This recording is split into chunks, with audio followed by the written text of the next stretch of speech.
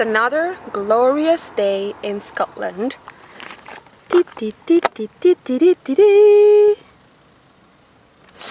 Today I'm very excited because we're gonna go to Applecross, taking the Pass of the Cattle. If you don't know, this is one of the most scenic routes in Scotland. It's quite famous, and I did it once many years ago, and it stuck to my heart, so I was really looking forward to come and do it myself.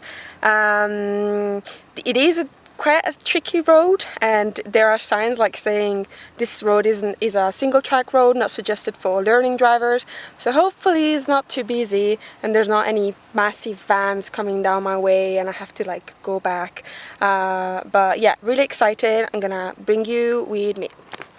So that's the river Kishorn over there, and that's the start of the road that goes to Applecross. Hee. The pass goes up to 2,000 feet, I think, for 2 miles. So you have like really beautiful views of the sea and of the islands, I think. So yeah, let's go.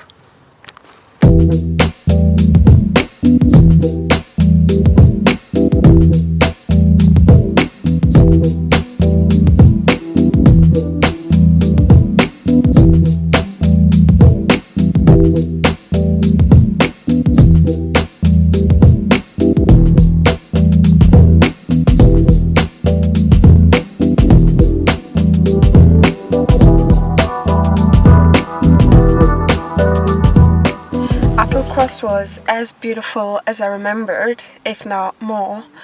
On the way down though, I felt so bad because a crash happened, and it was because I was coming, it was my fault, at least not fully. If I wasn't there, it probably wouldn't have happened, but it wasn't my fault. So I was coming down the road, and then there was another lady coming up with the car, and then she saw me, and there was a passing place just behind her.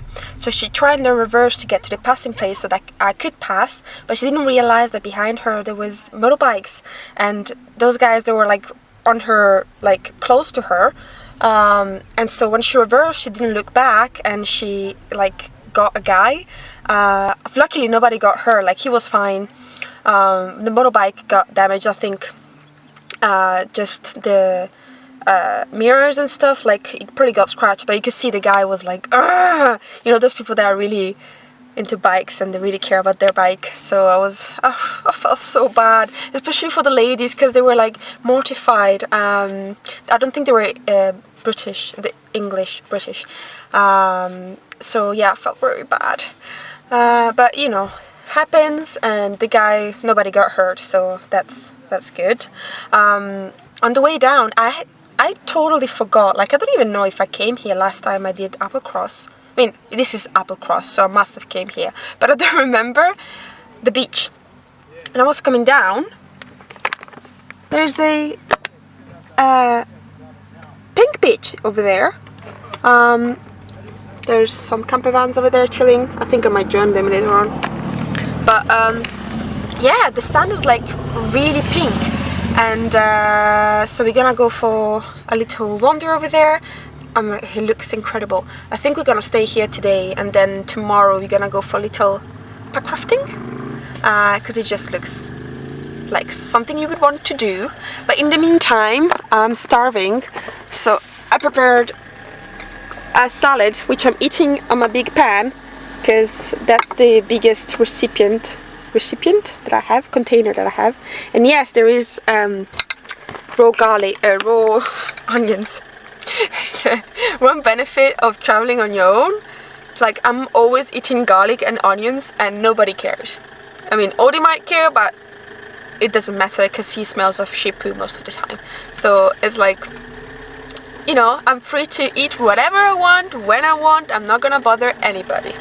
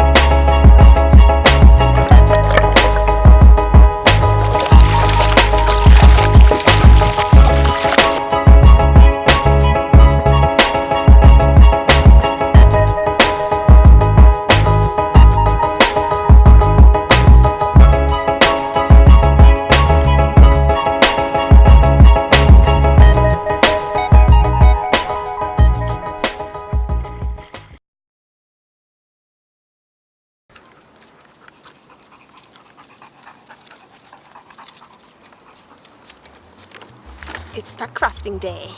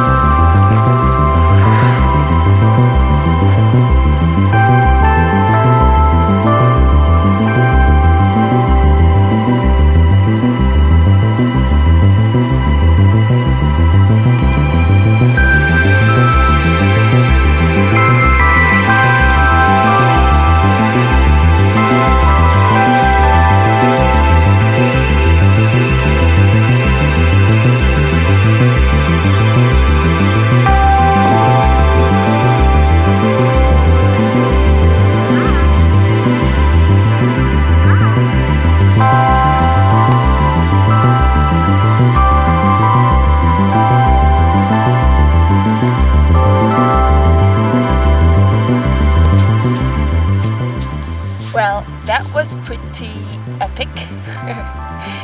Now the tide is coming back up and we're kind of waiting for it to reach the van, because otherwise we have to walk, and we are two lazy boats. Because the van is up there.